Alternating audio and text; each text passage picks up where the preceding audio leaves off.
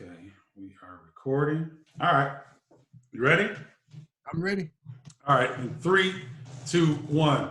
What's up, y'all? It's your man, Stephen Bardo, coming back at you with another edition of Bardo's Breakdown. I'm your host, Stephen Bardo, and I'm pleased to be joined by Dr. Lloyd Walton today.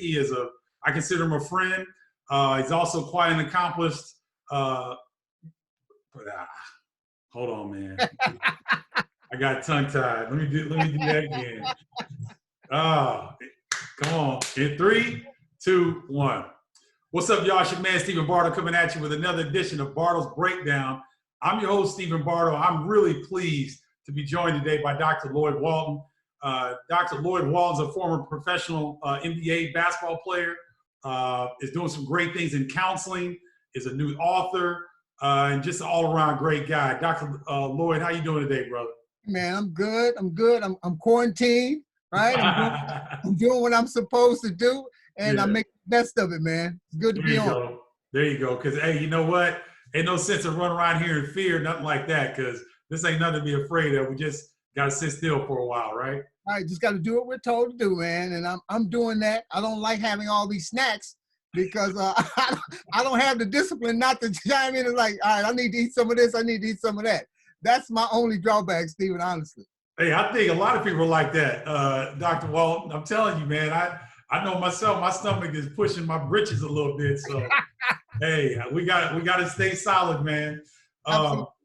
Yeah, but let me give the viewers a sense of your background. Dr. Walton grew up in Chicago Heights, Illinois. You went to Bloom High School, correct? I started at Bloom. And went to Mount Carmel. No. Oh, no? No, man. That's why the book is gonna be so good. Oh. I was sent to boarding school in North Carolina. Oh, that's right. Tell that story, Lloyd. Well, it's just as simple as this. You know, a young man with a great family who says he's not on the right track, hasn't gotten into any serious trouble, but decides that the best thing for him would be to go into a new environment academically. And so they found African-American, upper middle class boarding school in North Carolina, Sedalia, North Carolina. And so I went there for a little bit, almost a year. And without giving away the whole story, I talked my mom into allowing me to come back the next year and re-enroll in Bloom High School. So actually I went to 3 different high schools, which most people don't know, to get my life kind of together and on the right track.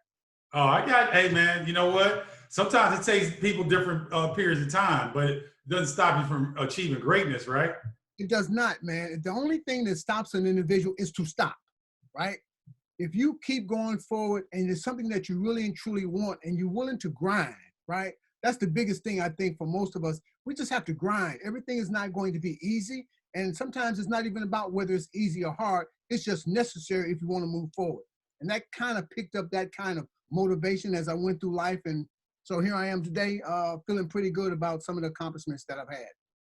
Oh, that's wonderful, man. I tell you, our viewers are going to be kind of impressed. They will be very impressed when they hear your story as we kind of unfold. So you had a situation in high school, you from Chicagoland area, you balling, one of the better, if not guards in the city, maybe the best guard in the city. I don't know if I can go as far as say that when you were coming out. Is that fair to say? I would say that's pretty accurate. And people can look it up. I was a high school All-American. And there weren't any other players, particularly guards, who were on the All-American team. So I'll let that speak for itself. I like that. So you're All-American in high school. I'm sure you have your pick of the litter to where to go to school, to college, and you choose Marquette. Why'd you choose Marquette? Well, things weren't as easy. Here is another little bit of a detour. Didn't qualify academically. Wound up going to Mobley Junior College in Missouri. Okay. In a year there, and then went to Marquette. I'd always wanted to go to Marquette. That was the school that I decided early on that I wanted to go to. I was fortunate enough to go to Al McGuire's camp, and I just fell in love with him as a coach. I fell in love with his style, and of course, as a young kid, I was very impressionable about the uniforms that they had, and they would have 3 sets of uniforms per year. And so, like, this was big for me. Another part for my family was only like an hour and a half away, so we chose to go to Marquette.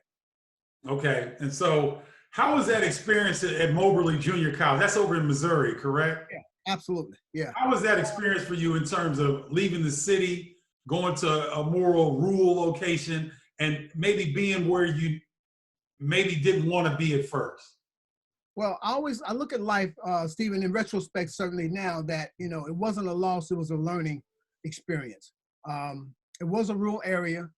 Moberly had been known to have a good team or good program, if you will. Mhm. Most of your listeners won't know who Cotton Fitzsimmons is, but Cotton Fitzsimmons was the coach there Oh, prior wow. to me going there, who ultimately wound up coaching in the NBA, coached the Phoenix Suns and then Kansas City Kings, and I wound up playing for him with the Kings. Um, so it was a learning experience. There were players from all over the country, actually. We had a good coach, but the administration didn't feel like the coach was focused enough on academically for our guys. And Okay. things just started coming apart as the season wound down. And my late high school coach, Tony Baroni, I reached back out to him and asked him if Marquette was still interested. And back then, wasn't no texting, man, okay? Wasn't no cell phones. So You this had to wait wasn't on a, the phone call. That's right. yeah. So I had to wait a couple of days for him to call me back and say, yeah, they're very interested. And so we started that process. I finished up at Moberly and came home for the summer. And, Marquette was going through this, how are we going to get him in? He didn't qualify. And so I really started feeling like they don't really want me there, but they were trying Mm. to figure it out. And they did figure it out. In fact, I had a plane ticket to go to Florida State.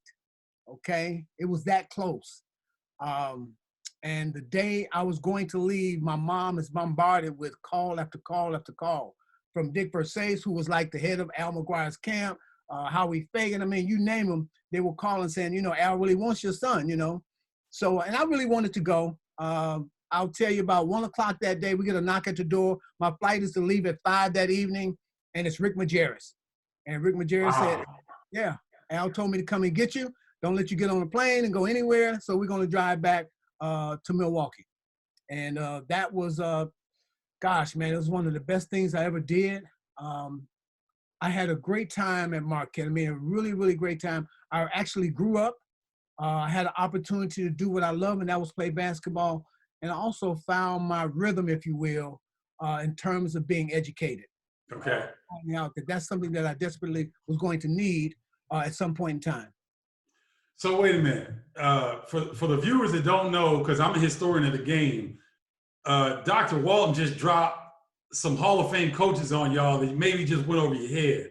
He mentioned Tony Baroni, who was the assistant at Bradley when my brother was there. I went to Bradley basketball camps growing up. Dick Versace was the head coach at Bradley, had some tremendous teams and some tremendous players that played for both Tony Baroni and Dick Versace. And you mentioned Rick Majerus, who, God rest his soul, was one of the best tacticians of a coach in college basketball history, in my opinion.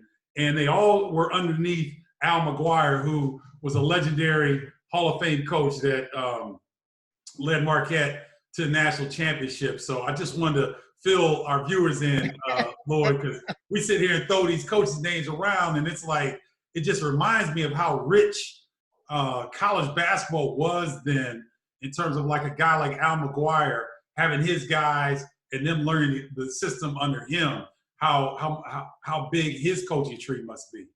Absolutely. Back then it was, people always try to tell me, ask me, okay, so who was Al McGuire in today's game, right? So I think he was a combination of Coach K and Calipari, okay? Very, very, very charismatic, but very, very demanding and disciplined. People don't realize that we had 7 All-Americans, Stephen, on our team that we went to the Final Four my sophomore year. 7? Seven All-Americans. And we didn't run. We walked the ball up the floor. We're a very disciplined kind of team. We only scored 59 points a game, but we didn't allow but 53 a game. Now you think about All-Americans from the inner city. You know what we want to do. You know the style of play that fits us best is up and down. When you walk the ball up the floor, as you know, then you're limited in being able to exhibit your skills and your talent, right? Because you're really predictable. We're going to pass here. We're going to make this cut, that kind of thing. That's how we work. That's the only drawback in my college career that I could think about. Because if we had went up and down, man, we would have probably just been unbelievable as a team, like a UNLV, if you will. We probably would have lost a few more games, but we would have been able to exhibit some unbelievable talent in our top 7, 8 guys. You're listening to Bartle's Breakdown. I'm your host, Stephen Bartle. I've got my man, Dr. Lloyd Walton, on with me. Doc, you 7 All-Americans on Marquette's team in your sophomore season? Yeah. We always had, people don't realize when you think about Earl Tatum, okay, who was supposed to go to Indiana with that Quinn Buckner crew. Yeah. People don't realize how good Bo Ellis was. They really don't. People forget. This guy was probably the best 6'9" guy in the country when he was a senior in high school coming out of Parker High School. He did everything. I mean, everything. Could pass it, put it on the floor, could score, you name it. Maurice Lucas out of Pittsburgh. You think about Mo Luke, who became Mr. Mean in the NBA. Yep. Marcus Washington won a championship with LaGrange, Illinois, during his senior year. Okay. So we can just go on, and then you bring in a Butch Lee. You bring in a Bernard Toon. Bernard Toon was the 3rd ranked player in the country. Butch was number 4 ranked player in the country during their senior years. So we were always loaded with players. We just didn't get a chance to really get up and down the floor and have some fun and exhibit the talent that we had. So it must have been, the summer league runs must have been better than during the season with that type of talent on one team, right? It was great, man, because we would have a gym that was full of people just to watch our summer runs, right? Because we weren't walking the ball up the floor. We were talking smack. We were bringing it, right? Like we never brought it before, because our practices and our games were so up and down the floor, pass over here, cut here. Right. But in the summer, we like bringing it, man. We doing things that people like, wow, I didn't know he could do that. And that's a part of me that I look back on, because high school, I was All-American, averaged 25 a game. Junior college 1 year, I averaged 24 a game. Then I made a decision that I was going to be the coach on the floor. I was going to run this team. So I didn't take shots. It wasn't I didn't take shots for us all to be better. And so people say, well, he couldn't shoot. BS, okay? You don't score 24 and 25 if you can't play, especially think about it, how junior college players are.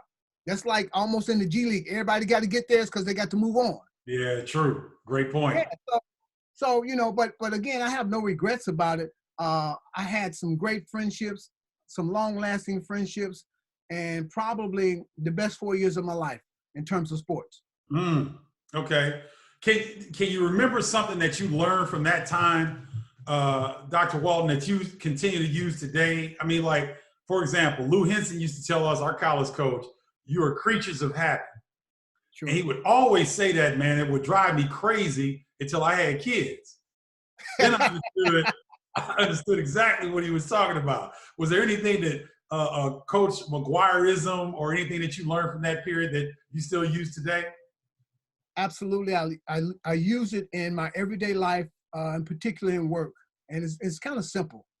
When you are willing to sacrifice for the greater good, usually everybody is successful and will benefit. So you get all these All-Americans together, as I already alluded to. So how are you going to be able to get these guys to share the ball, right? And how are you going to be able to get players to buy in? He got us to buy in because he said, look, I guarantee you, if we win, everybody will get a chance at the NBA. He's right. Every year, the seniors back then and the juniors who wanted to leave all got drafted and went to the NBA. Bo has a picture and he refuses to get another one made and give it to me. So here's the deal. In my sophomore year, we're playing, my senior year, we're playing the regional championship as the number 2 ranked team in the country. And Indiana's ranked number 1. Okay. There's a jump ball.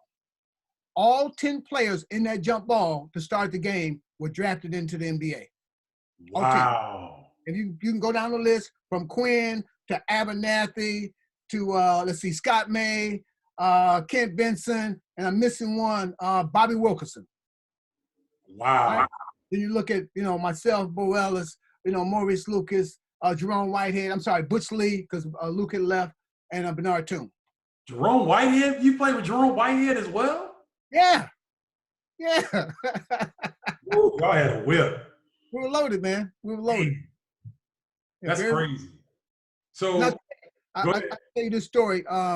So when I came in from Mobley Junior College, I had to sit out a year. Mhm. So one day after one of our hoop sessions, you know, we walking back to the dorm, you know, to eat. And Maurice Lucas pulls me to the side and says, hey, man, I don't know why they brought you here. We already got enough guards. So I said, you know, Luke is imposing, you know, 6'9", you know, muscle bound. So I looked him right in the eye and I'm like, okay, so Luke, you have to figure out who you're going to tell ain't going to play because I'm starting. And it's a true story. I started for 3 straight years on a team where I started where we were 78-11. Wow. 78-11? 78-11. It's in the record book. Man. Yeah.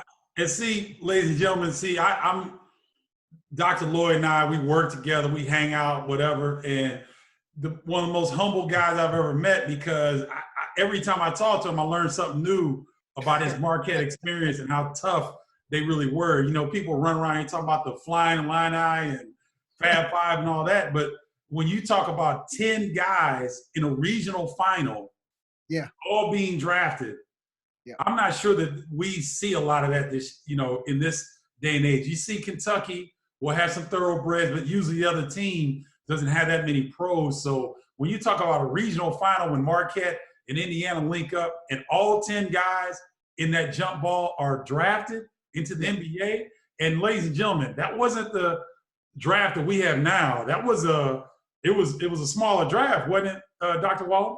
No, in fact, it was more. The thing about it, though, Stephen, is that, you know, the NCAA kind of was misguided then. They took a #1 ranked team like Indiana, which was deserving, and they took Marquette, who was ranked #2, and they put us in the same region, right? How crazy is that? As opposed to making us a #1 seed in another region, leaving Indiana in the Midwest, you know, and Right. so on and so forth.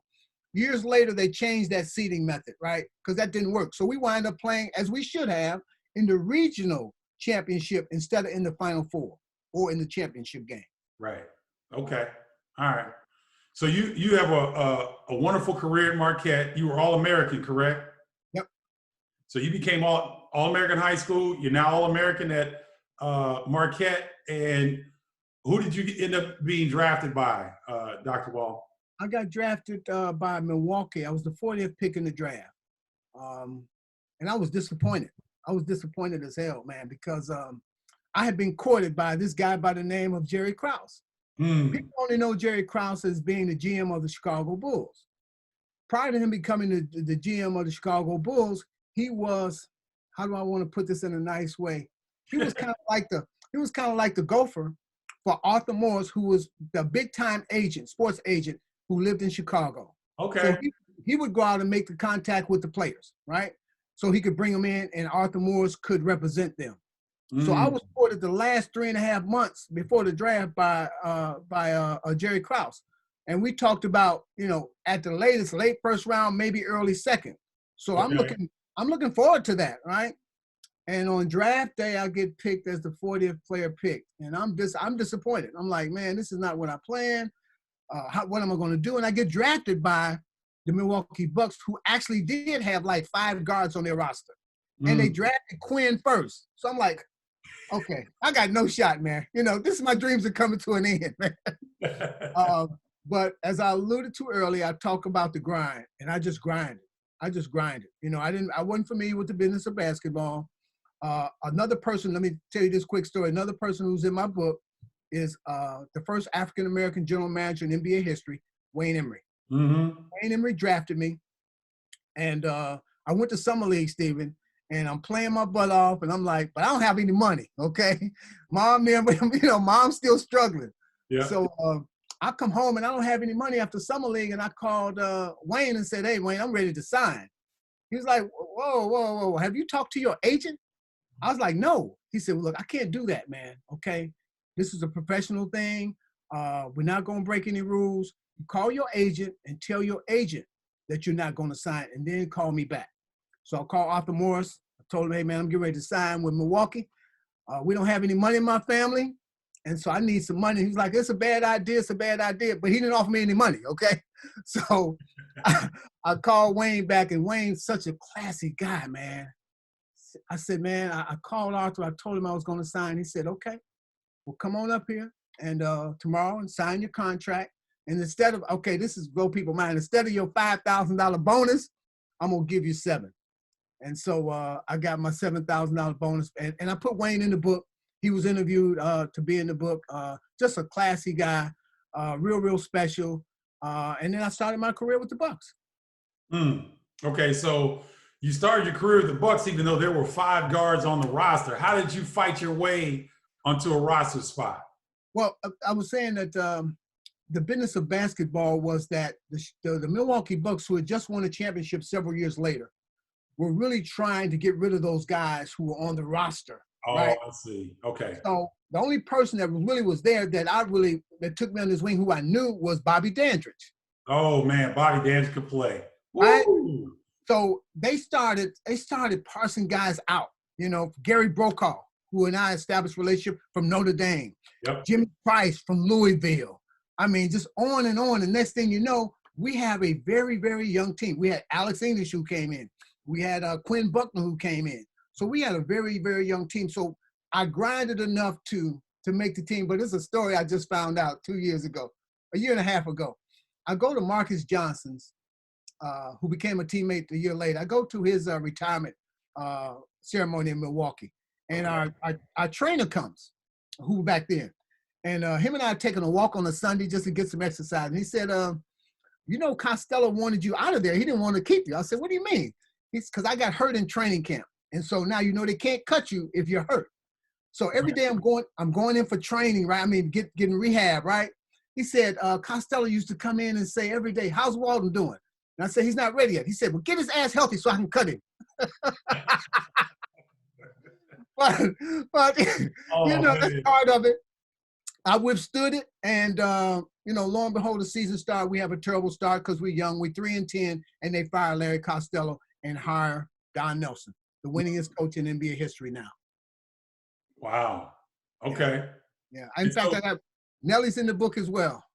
So okay. So you're in Milwaukee. You guys have a slow start. You got a coaching change. How did the rest of that first season end up for you?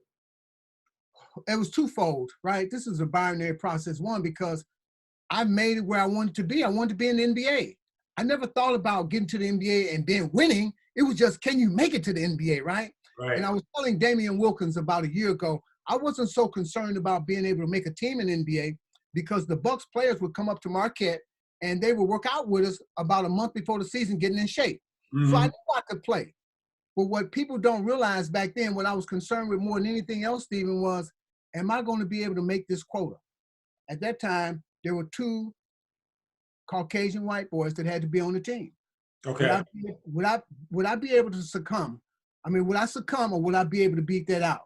Right. And I was very, very fortunate. No knock, that's just the way it is. It was a quota system back then. Yep. I was able to beat that out and make the team.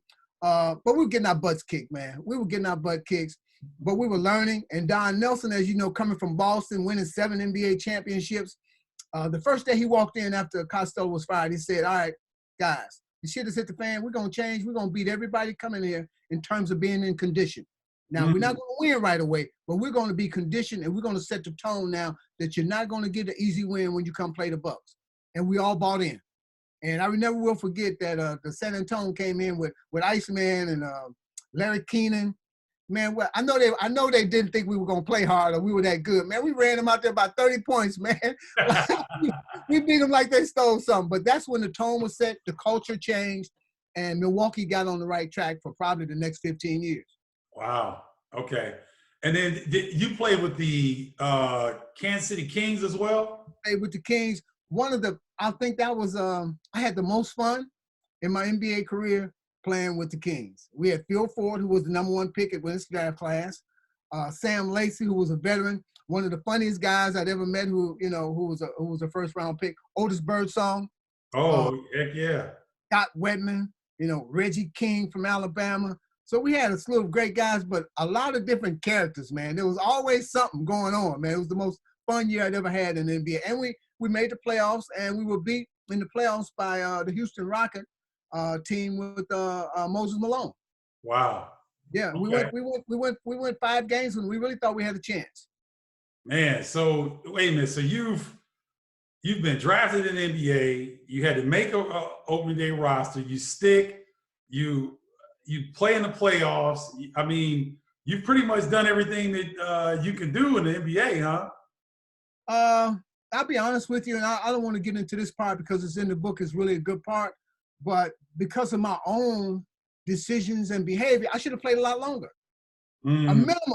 A minimum of 3 additional years. But it was just my decisions and how I did things.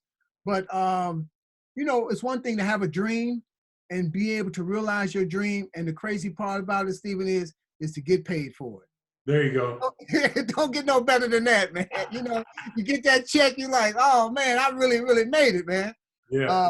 So yeah, it was a great time, man. But I realized that, you know, basketball was going to end at some point in time. And for some reason, I always remembered that it wasn't about basketball. It was about the other things that I could do. And as Al McGuire said, basketball is not who you are, it's what you do. Mm. I took that and heated and moved forward. So now your NBA career is finished. How do you transition? What do you transition into next? Hey man, you know, back then when I was actually let go and I was with the Kings, and I'm thinking at the end of the season, I talked to my agent as we do. What is the promise? I'm not under contract. What are the potential? What is the hope for being picked up and getting a new deal? And I always tell a funny story that he kept saying every week, you know, it's looking good. Somebody's going to call us and sign us, you know. And I'll just say right now today, I'm still waiting on that call, Stephen.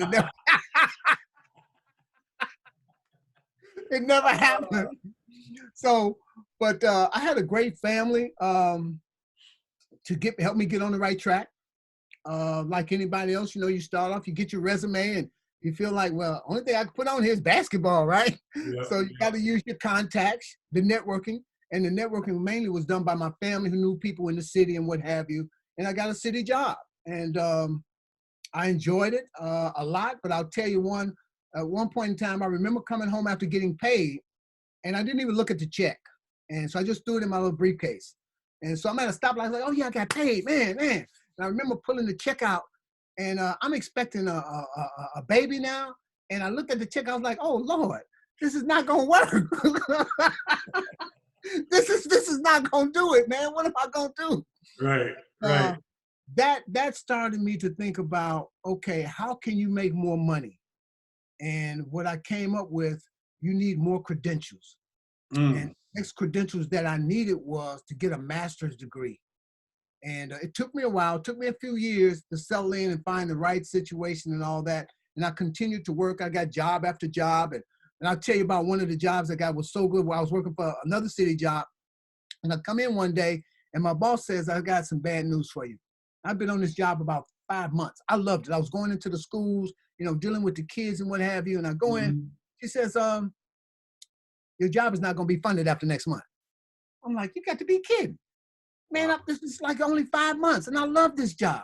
Right. She said, and the other thing is that you have to, and the office was on the south side. She said, you got to go to a meeting that was on the north side. So, you know, I've lost my job in 30 days, and now you're sending me to a meeting way on the north side. You got to be kidding, man. So I went to the meeting, Stephen. I'm sitting in there, and I'm listening to this guy, and we're going around, about 20 people in there. We go around the table, say what we do. And this one guy says, yeah, this is a new program. We've been funded already, so we need to hire staff here in Chicago. Oh, my ears go up. You need to hire staff? Okay. So as soon as the meeting was over, I walk over to him. I was like, hey, man, I just want to introduce myself. He said, I know who you are, man. He said, I said it because I wanted you to hear it. I said, well, what do I do? He said, man, here's my card. Give me a call. Stephen, I'm thirsty now. I mean, I don't want to be out of work, right? Right. Heck yeah. I go downstairs. I get in my car. I turn my car all the way around and park it right in front of the door. When he walks out the door, I'm like, hey, man, do you need a ride? He's like, no. I love it. He's like, no, I don't need a ride, man. Just call me. I'm going to give you an interview, right? So, So I get the interview, and ultimately I get the job. I love the job. I was going all over the state of Illinois, providing this prevention of substance abuse program. I was providing information and what have you. I thoroughly enjoyed it. I did it for 2 years. And then I moved on to the Chicago Housing Authority. Probably was my most rewarding position that I've ever had, being in the Chicago Housing Authority. There was a new program by the government that was a $400,000 program, which is not a lot of money. But I had to hire all my staff. I wound up hiring 75 staff people. We were basically in, I don't want to say 12 of the 16 housing authorities built. And we were providing prevention of substance abuse programs to our youth. And then we were providing treatment to those people who were afflicted with addiction of drugs and alcohol. And I had some unbelievable interactions and success stories. I'm really glad that I had that experience in my life, because it showed me what everybody could use a hand, and when you give them a hand, they can make the best of it. I had some people who didn't know which way to go, which way to turn. And because we had this program and we had beds we had contracted for in these treatment facilities, they had some place to go and change their life, became business people, very, very, very successful. And because of that, it was the best time of my life, honestly, in terms of helping other people. So you listen to Dr. Lloyd Walton. He's joined us on Bartle's Breakdown. And one of the things that sticks out to me, Lloyd, is that you're a man of service. You seem like you love to give and love to help. Now, from the CHA, is that where you transitioned into the NBA Players Association, or was there something else in between? There was two more opportunities. An opportunity came about with the Washington Park YMCA. Washington Park YMCA was the first full-service YMCA for African Americans in Chicago. Okay. Oh, wow. I didn't know that. Okay. Yeah. It had gotten old of the community. Most of the businesses and things like that had left, but I saw it as a challenge and an opportunity to be able to bring it back to life and to be of service to that community. And so I took that position as the executive director. So the other part was that I always wanted to be able to run my own show, you know, so being executive director, that allowed me to do that. And things were going well. We had a great plan to be able to bring in some money to revitalize the YMCA. It was a single room occupancy as well. So we had like 50 beds for people to live in. And real quick, I got to tell you about a kid that was at that Y. Sure. And he was just rambunctious, always getting into trouble. And not just like we do anyway, Stephen. I just put him into my office one day and I read him the riot act about life and what he could achieve. And I didn't see him till I left. I left about 5 months later. I didn't see him or hear from him. I get an email on LinkedIn 20-something years later. Wow. And the guy says, "You don't know me, you don't remember me rather, but I'd like to talk to you about being at the Washington Park YMCA." So I'm like, what? So I sent him my email address and he said, "Can I call you?" So he calls me. He says, "My name is Richard Gray." And you may know Richard Gray. Richard Gray said, "I just want to let you know that the conversation that we had when you pulled me in the office got my life on track, got me focused. I just graduated from law school." Wow. Those are the kind of things. Man. Oh man, look, he's an agent now. He worked for Isaiah for 2 or 3 years, and he's an agent for NBA players now. Oh, that's cool, man. Man, you know what I'm saying? I've had I had those kind of stories throughout. And that's what makes me keep doing. As you said, I'm a servant leader. You know, it's about how I best serve people, not about me. I'm always going to try to make the decisions about what's for the greater good, not for Lloyd, not for his family, but the greater good. Like today, we're going through this coronavirus, right? Mm-hmm. It's not about an individual. So you don't have it, you don't have the symptoms, but you don't want to contract it either, right? And if you don't know that you have it, you can also get it. So that's why they ask people to stay in. It's not just about you. It's about us. We kind of flatline this deal, right? If we can flatline about people staying away from each other, we can end it quicker. Yeah. But if we running out in the street, right? Running into people, being in these places that are crowded, we're going to continue to pass it on. So that's just kind of like the bottom line. We got to do what's best for us as a whole, not just as an individual. No, very well said. Keep going. So you know, my mom and I were very, very close. I speak to her every day, no matter what. Back then, she was very mobile. She's 85 years old. She still works today. But anyway, she calls me. You know, she comes by my office while I'm at the Washington Park YMCA. And we're having a general conversation. She says, "I just ran into a friend of yours, said he wish he had known where you were because the Jordan's family is looking for an executive director of the Jordan Family Life Center. I'm like, well, what is that? She says, well, the Bulls built this place in honor of Michael Jordan's dad. Mm-hmm. And it's all right, cool. I don't know anything about it, but you know how I am. So it was going to be headed up by YMCA Metropolitan, right? So I called and they said, well, it's closed. I said, okay, well, who's heading it up? Who's the contact person? So they gave me the contact person's name. I put my resume together and I sent it to the contact person. He calls me 2 days later. Said, I'd like to interview you. Long story short, I'm hired out of 340 applicants, right? 340? 340 applicants applied for the job. I was hired. The building was not even finished yet. The Bulls had built a place in honor of Michael's dad. It was called the James Jordan Boys and Girls Club and Family Life Center.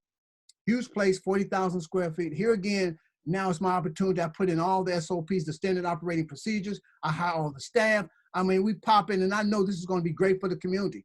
I thoroughly enjoyed it. It was a great time for the second time for me to run my own shop. And that's what I wanted to know. Can I do this on my own? And there's no doubt in my mind to this day that those kind of experiences have put me in play to be able to run my own shop and be a leader of an organization. Sure. So after 2 years, I realized I wanted to do something else. Here we go again. Like, what else do you want to do, Lord? And I tried my hand at politics. Okay. Why, I don't know, but I felt like I could do some good in the community in which I lived at that point. I was not elected as an alderman. Mm-hmm. And that was kind of like the impetus for me to move forward with me getting involved with the NBA again, okay? I'd already been a scout for the New York Knicks. Ernie Grunfeld was the general manager. Ernie and I were teammates with the Bucks, as well as teammates with the Kings. So we had a good relationship. I was with him when he met his wife. So, you know, we had a great relationship. I called him one day and said, man, I want to scout. He's like, okay, somebody will call you, you'll be a scout. Just like that. And I became a scout for like the Big Ten and things of that nature. Okay. So I was called and asked would I be a coach for the pre-draft that was held in Chicago. And I did it 3 years in a row. I loved it. I was like, man, I started getting that fever. Like, I could do this, man. I could be a coach, you know.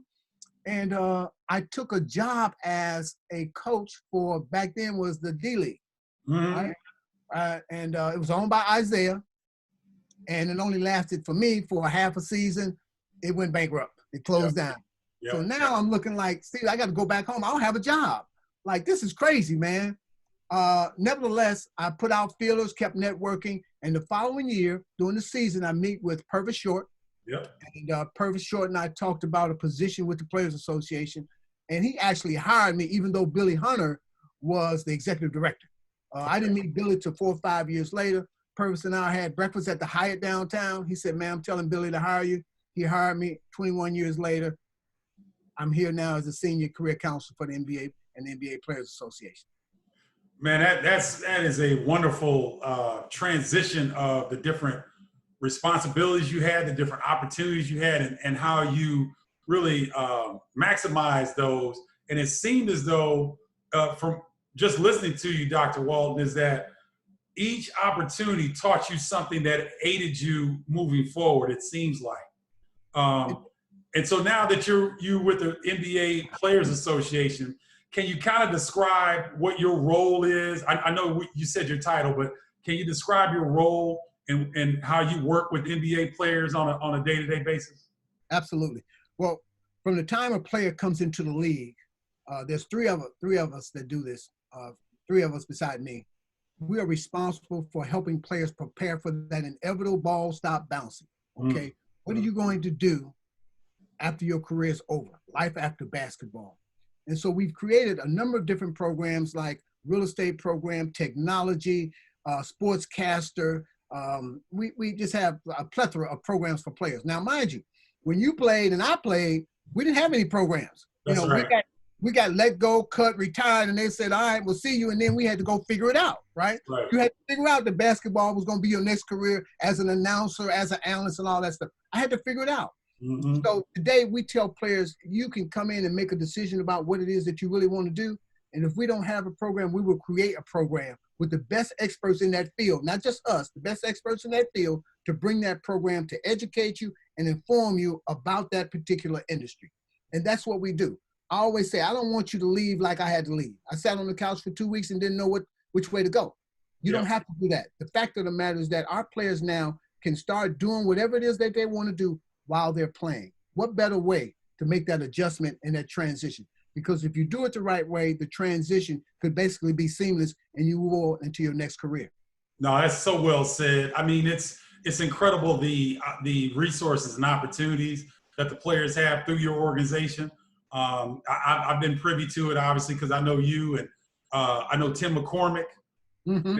You know, I know Purvis a little bit, not as well, obviously, as well as I know you, but I know some of the guys that are involved in the Players Association, high character guys, and really, want these young players to transition into, wherever it is that they want. Have you seen, Dr. Walton, player participation in some of these programs be a little bit better now as opposed to maybe 10 years ago? Absolutely. I think players, I don't think I know players have so much more information about the players that preceded them and some of their successes as well as some of their challenges.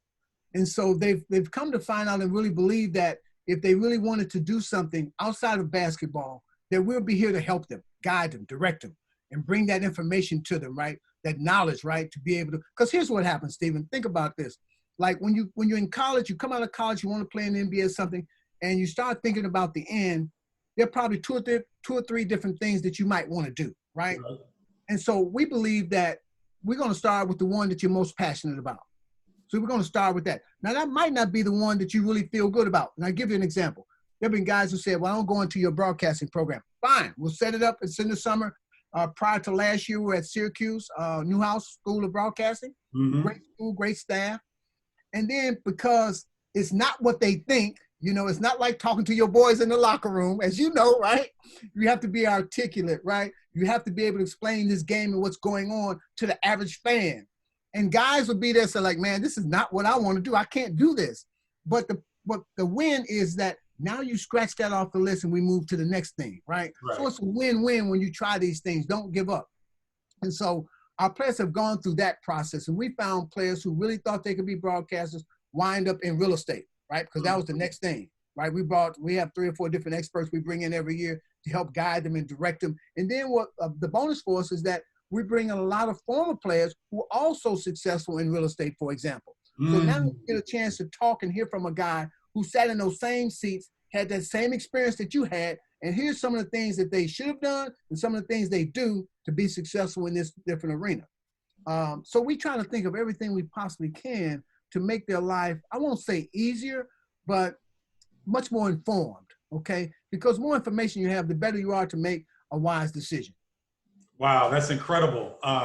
The services that you all are providing for these players, because, from a 50-plus-year-old brother like myself who got a few coffee breaks in the NBA, to have those options of tech, real estate, broadcasting, business, franchising, I think you guys have done before as well. I mean, it's incredible, and it's really to the point where, we notice it. We know the guys struggle in the transition. I've got a couple teammates that have struggled on the transition, but it's not for lack of programming. So I commend you and your staff and your colleagues, Dr. Walton, for what you're doing. So we knew that you got your master's, but you went on and got your PhD. Why'd you do that? Hey man, you know what? The thing that I heard that resonated with me throughout my life has been, your education is something that never can be taken away from you. And I was not, like I always tell people, I was not a real good student. I was just a grinder. I always make the comparison, as you know my wife, Sally. So now Sally's really smart. She's like, I call her, think about it smart, right? I'm a grind smart. So if something comes up and she'll say, what is it? And I'll tell her, she's like, oh, this is what it is. I'm like, I don't know that. Okay, I don't know that. I have to do much more research and stuff to find out. Sure. But I started thinking about on that trip, you may be able to identify with this, Stephen, the last game that we played that I talked about with Indiana when we lost. I was on that bus looking around, and I was looking around at teammates who were sophomores and juniors. I would never see them again. I'm getting ready to embark on some lands that I've never been before. That's mean without basketball, maybe. Now, I didn't know I would be drafted, right? So I'm like, well, what am I going to do? What do I love to do, right? So I'm thinking about this and I'm saying to myself, there's life after basketball. I'm going to have to start thinking about how do I prepare for this, right? Because it's going to happen. I don't care if you play 15 years, 20 years, it's going to happen. It was short-circuited a little bit because my dream came true and I did play in the NBA. But I knew that I wanted to be something different besides looked at on a day-to-day basis of just being a basketball player. Mm-hmm. I've gone through life at different points in times where people have said, well, why you don't want people to introduce you that way? I said, because that's just something I did a long time ago. And it is. It's not who I am today. That's right. So I didn't always want to be looked at. I remember, I tell this story, and it's a true story. Me and my buddies, I went to all Catholic school, so we would go to the all girls parties and stuff. And the guy would introduce me. My buddy would say, you know, Lord, he plays with, I'm like, dude. And I don't even know, but I just felt like so uncomfortable. Why are you introducing me as the ball player? You know, now that means, does she really like me? You know, she just like, because I'm a baller. You know what I'm saying? That's and right. I didn't know what it meant back then, but I always felt uncomfortable being introduced. Even to this day, and my wife always said, well, why you act like that? I said, because it ain't about what I did. That was basketball, honey. Introduce me as doctor. Do something like that, right? There you go. But in true sense of the word, man, I think to be relevant in life, you have to evolve, okay? You can't continue to do the same thing, and certainly can't do it the same way, okay? And so I've always looked for the next thing to do. And going back to school to get my doctorate, I said, this is going to be an unbelievable legacy for my kids and my grandkids, right? And I'll tell you, Stephen, it wasn't easy, okay? It was a true grind, and there were days when I said, who the hell thought of this? Are you crazy? It's 3:30 in the morning, and I'm not even half finished with this damn paper, man. So, but I knew I could say if I finished that I played at the highest level, the NBA, and I got the highest level of education, a doctorate. Yep. I'm only the third player in the history of the NBA to be able to achieve that. And I don't say that in a bragging way. Wait. Repeat that again, because I don't think our viewers know that. Say that again, please. Yeah, I'm only the third player in the history of the NBA to earn a doctorate degree. And so when I look back at my life, I'm thinking about the things I was able to achieve that I could share with my kids and my grandkids. Don't tell me you can't do it. Just tell me it's hard to do, but don't tell me you can't do it. You got to find your rhythm. You got to find that grind, okay? Things are not necessarily easy for us, but for me, it was like a must. I got to be able to do this. And so I did it, and I fought hard to get it, and I am so happy I did it. I'll tell you a crazy little story about my mom. You know how moms are. Yep. She's there at graduation when I get my doctorate, and I come off stage, she gives me this big hug, and she says, and just think, son, you hated school. I said, no, Mom, I didn't hate school. I hate it now. That has not passed, right? That's right. Yeah, but I'm so excited about the opportunity that getting my doctorate brings, along with me being able to continue to move forward. I went back to school again to get certified as a life coach, so I'm a certified life coach as well. And there's more to come. Finishing the book, you know what I'm saying? That was a dream of mine. You know, you wrote a book. You know what it's like, man. You have these dreams, and when you actually see that thing in your hand, you're like, wow. It doesn't matter. I don't care if nobody reads it, right? I did it, right? It's kind of like guys won't participate in the dunk contest. What, you scared to compete? Compete. It's about competing, man. Don't be scared, right? So yeah, I'm just that grinder who looks for the next thing to tackle, and I'm on that train again today. Yeah, you mentioned the book, so we got to get into your book now. And congratulations, by the way. I'm gonna tell you this every time I see you. Congratulations on your PhD, because I only know Dr. Bill Bradley. No, Dr. First of all, Shaq got one. He was the second. And, okay, Shaq got one. The left-handed, if his name just escapes me, the left-handed player played with Walt Frazier and Earl Monroe with the New York Knicks. Dick Barnett. I'm sorry, Dick Barnett. Oh, Dick Barnett. Okay. So it's Dick Barnett. Shaq was second, and I was third. Wow, man. That's. I mean, hey, congrats, brother. I mean, that's you talk about leading by example and legacy, like you said. That's something to really strive for. I love that. My dad is a PhD, so I respect it. I respect that. My brother's getting his PhD. About to be crazy. I know. You already know, right? So you're about to go nuts, man. We got to check in on him every day because it's, the kid's mind is out there. Well, my wife is getting hers. And that's right. So I'm taking pictures and stuff because I'm seeing this stuff every day, right? I'm seeing like pulling her hair out, man. Like she's like, I can't believe it. Don't bother me. Don't bother me. I'm like, oh no, you can do this, baby. You can do this. I did it, you know? Right. And but she's at the end. 3 months from now, she'll have her doctorate as well. Go ahead, Sally. That's what's up. Yeah. Now that's a power couple right there. But we kind of feel pretty good about it, man. I don't know about power, but we feel really good about that, man. Honestly. That was not the plan, but we feel good about it. As you should. Okay, man. So give me the name of this book and tell me the inspiration behind it. Okay, cool. Maybe I can show it. Maybe people can see. Yeah. Put it up there. All right. The title of the book is called First and 40.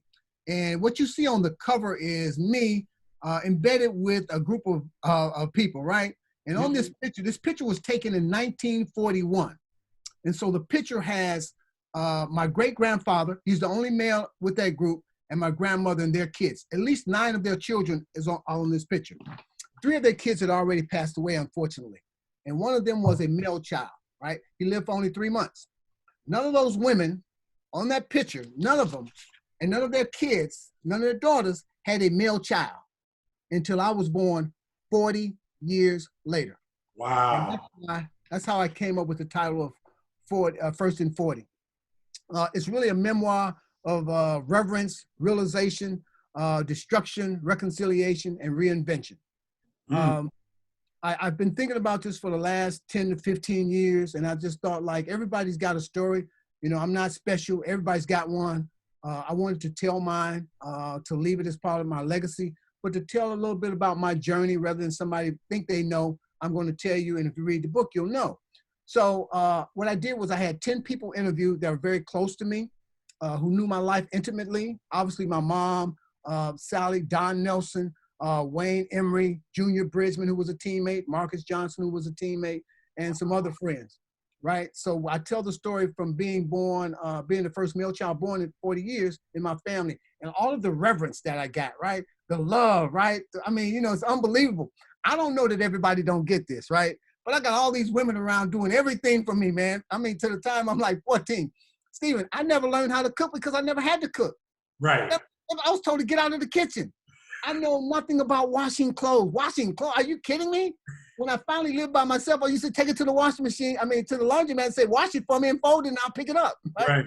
So all those things I didn't know. But what happens next is the realization that I'm pretty good in basketball. Most of us are introduced usually first with baseball, at least back then. So I played a little baseball. In fact, the first guy I learned from, and I was with him the other day, was Craig Hodges' grandfather.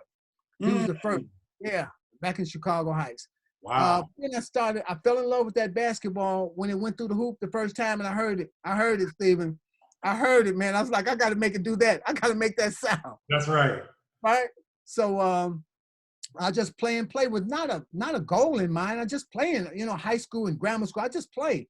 And then all of a sudden people start saying, you know, you were pretty good. And the thing happened with going to the boarding school and coming back. The part that I don't tell is that when I came back from boarding school, I'm at a party in the neighborhood, right? And guy comes, I'm down in the basement like we are in the parties. In the basement. House parties. Right, house party, right? Yep. And one of the guys from the neighborhood comes down and says, man, this white guy outside looking for you. I'm like, oh, Lord, what did I do this time? I can't remember doing anything bad. What did I do? It's got to be the police, but there's only one way out. And so I decided to go out, and I see this guy standing over in the shade. And he really wasn't a white guy, but he was a light-skinned Mexican. And he was actually the assistant coach at Mount Carmel. And he had came and found me and saw me play. He had seen me play. And he said, I've been to your aunt and uncle's house who raised me. And we called your mother and grandmother in Chicago, and we're giving you a scholarship to go to Mount Carmel. Wow. And that man picked me up every day for the next 3 years and drove me to Mount Carmel and brought me back home. Wow. And it's been said that he changed my life, which he probably did. In a lot of ways, he probably saved my life. And I'm forever indebted to him. He's still living. He's 91 years old. Really? Yeah, and it's remarkable. It's just remarkable that one person can really make that kind of influence and impact on your life. There's no way I could ever repay him for what he was able to do for me. But as I said, you know, I was fortunate enough to become an All-American. I didn't even know what that was. Okay, I really didn't. When the coach from Mobley told me that, you were All-American, I was like, what's that? He said, you're one of the best players in the country. I was like, how many is it? He said, it's 20. I was like, out of 20, I'm one of the top 20 in the country? He's like, yeah, you are. And he showed it to me. So, Marquette just being unbelievable. One of my greatest regrets is 4 people are not here. That's my grandmother who died in 96, Rick Majerus, Hank Ramons, and Al McGuire. Because I would love for them to be able to see what impact and what influence they had on my life for me to become who I am today. Sure. No, and, that's wonderful, man. Making the NBA, that's just a dream, man. We don't necessarily believe we're going to necessarily make it, but we grind. And it's unlike today. I think these kids identified in 8th or 9th grade, I wasn't identified like that. I was just playing ball, right? Right. And I was so fortunate. I know I did none of my success on my own. There were so many people that helped along the way. I could not thank them all for all the help and influence that they gave my life. But I've been very, very fortunate, Stephen, and I don't take it for granted, not one bit, of where I'm at and the experiences that I've had. They've been some special experiences, but it don't make me a special person. It just makes me a little bit different. That's it. I like that. Very well said. So do you have a release date for the book, Dr. Walton? Because of the coronavirus, we've kind of slowed. The book is basically done. I think they're doing the last part of editing now. Mm-hmm.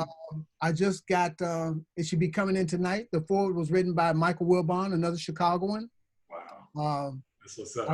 I've had some unbelievable people to participate. We're going to have a fireside chat, book signing brunch very soon. You obviously will know about it. For those people I know that care about me, interested in me, have helped me along the way, that will be coming. But to answer your question, we'll probably have a date. I want to say when we get a little bit more clarity about this coronavirus, because there's nothing we can do, although it's a good time. People want to do a lot of reading because they can't do anything else. But I would like to say it's probably in 14 days we'll be releasing on Amazon and go forward after that. Okay. Well, I'm going to update on this. When I post this, I'm going to update where you can get Dr. Walton's book, because I think it's important. I'm going to buy 10 because not only am I going to support him, but I like to give out good information to my friends. So instead of me buying you a birthday gift or something like that you're not going to really use, I can give you a book of a great memoir that you can really enjoy and learn something from, and I can support you as well. So I look forward to that, and I will help get the word out. I know, what you mean to me. I know what you mean to your family. I can tell, I've always known that you were a servant leader, Dr. Walton, and, I'm here to help you any kind of way I can. Hey, man, thank you so much. Seriously, Stephen. Again, another person who's helping me in my travels and my desires to reach certain things. I really appreciate just having me on and to talk about the book and then purchasing some books, man. As I told a number of people, I hope some books sell, but that was not why I wrote it. But when people do buy it, they believe in you. They've shown, whether the book is good or not, they believe in you, right? So then they support you in the way of purchasing the book. I cannot thank you enough, man. I'm grateful for it. I appreciate you. No, hey, I'm grateful for you being on today, man. I really appreciate it. So when people are where can people follow you, Dr. Walton, so they can get updates on the book and everything? Well, I'm on Instagram. Unfortunately, and maybe it'll change, that I'm not on Facebook anymore. And I must say that they took me off of Facebook because they asked me if I could change my name from Dr. Lloyd Walton to Lloyd Walton. And I said, no, absolutely not. I worked too hard to get the degree and the credentials. Why would I give that up? And they did this to my cousin as well. She's a doctor.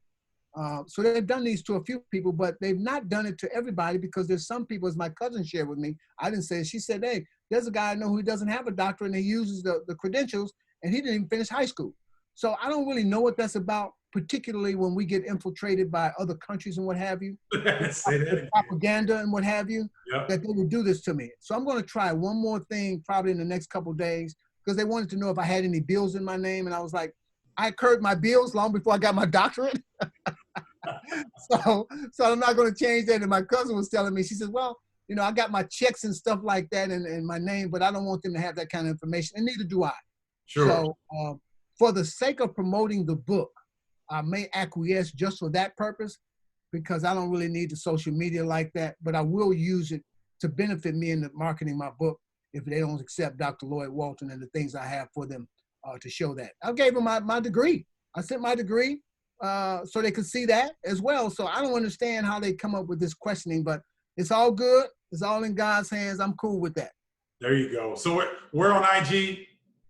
Instagram at Dr. Lucky Lloyd. At Dr. Lucky Lloyd. Right. Okay, that's where you can find Dr. Lloyd Walton. My man, I really appreciate your time today. Thanks so much for joining us. And we'll have you back on really soon. Hey, man, I appreciate it, man. I appreciate what you do. As you know that as soon as it breaks, you know, we got to go chop it up, man. Go grab a meal. Man, keep doing what you're doing. You're an example for a lot of young people. And at some point in time, you know, we have to flip this script so you can tell your story. Oh, for sure. Yeah, I'll be the first one to you, brother. You know that. Because, you know, people just say flying alumni, but they don't know how the story was, the journey. And that's the important piece, right? That's the important piece. I don't want to tell us, so we're going to have to flip this script, okay? We definitely will. That's Dr. Lloyd Walton. I'm Stephen Bartle. That'll do it for this edition of Bartle's Breakdown. Thanks so much for joining us. Tune in every day, guys, because I'm dropping one of these every day or they're going to be live. And so I hope you got a lot of value out of this interview. Make sure you come back to Bartle's Breakdown page and we'll have more. So until next time, peace. All right, man.